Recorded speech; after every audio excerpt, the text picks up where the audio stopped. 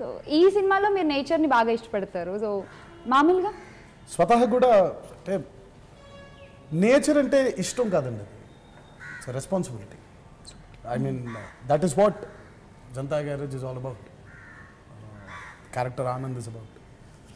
అంటే మామూలుగా ఇప్పుడు సరదాగా నేను శివ గారు మాట్లాడుతున్నప్పుడు, శివ ఒక వంతు భూమి 3 వంతులు నీళ్లు, ఆ 3 వంతులు తలుచుకుంటే మునిగిపోవడానికి ఎంతసేపు అనే డిస్కషన్ మా ఇద్దరు. టైం అంటే ఎంత టైం పడుతుంది, నిమిషం పట్టుద్దా, 2 నిమిషాలు పట్టుద్దా, 3 గంటలు పట్టుద్దా అంటే నేచర్ తలుచుకుంటే just very small minute particles, small particles అనమాట. మనం ఇప్పుడు ఇసుక రేణువుల్ని చూస్తే ఎలా ఉంటుందో నేచర్తో పోల్చుకుంటే మనం అంతే. సో మనం వచ్చాం, బట్ ఎప్పటి నుంచో నేచర్ని డిజైన్ చేశారు.